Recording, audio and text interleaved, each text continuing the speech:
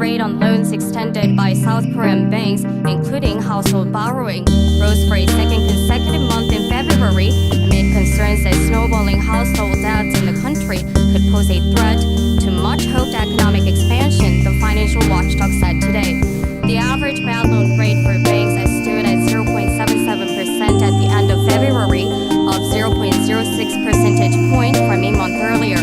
It dropped to a 5-year low of 0.64% in December last year, but rebounded to 0.71% in January. Over the cited period, 1.8 trillion won worth of fresh bad loans were added, with 900 billion won of debts written off.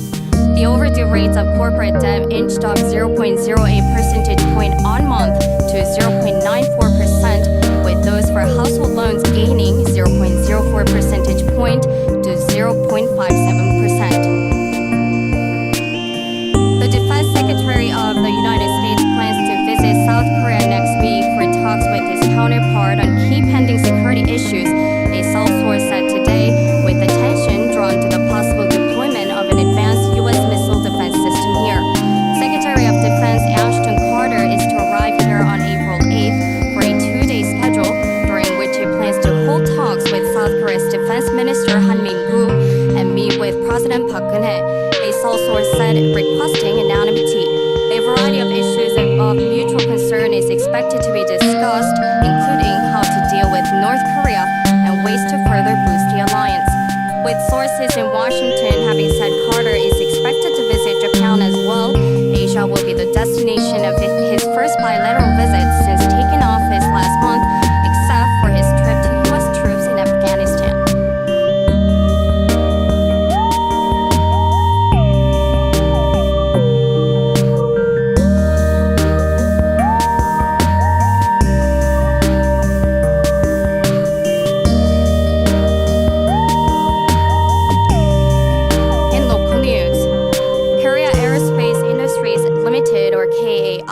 Was selected as the preferred bidder for the Korean fighter jet development program.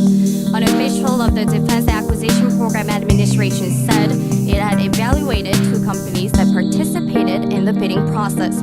A total of 18 trillion won, including development expenses and production costs, will be invested into the Korean fighter jet development program, and the introduction is planned for 2025.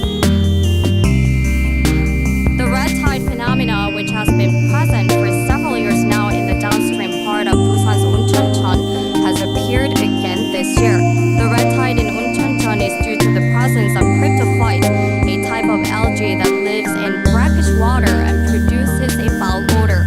However, the algae have not caused other damages like fish kill or fish die-off in the area. The red tide, which will be present in the 1-kilometer distance between Anlatdong and Suandong along Yeonan Bridge, was first observed on March 20th.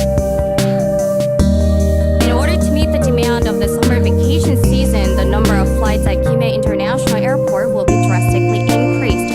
Routes to China and Japan will be serviced 290 times daily, an increase of 50 flights per day. Flights to Guam will also be increased from 12 to 30.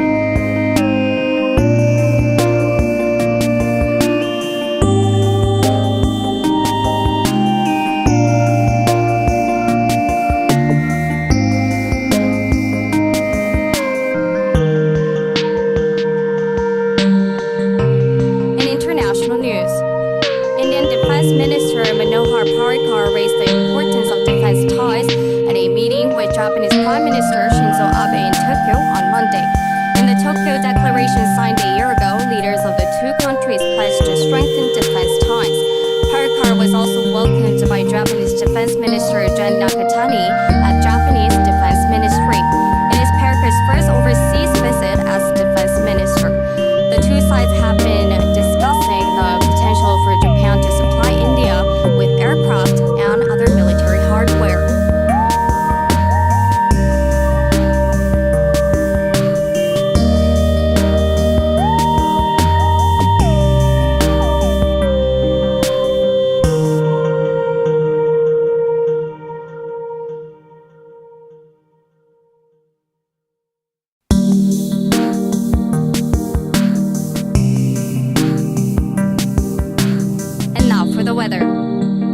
will get cloudier throughout the day in Busan, Ulsan, Changwon, and Gyeongnam, with all regions experiencing rain sometime this afternoon. Find those levels are bad. Waves will rise from 0.5 to 2 meters in the seas. It is currently 16 degrees here in Busan. That wraps up this hour's news. Thank you for joining us. Now you're listening to Busan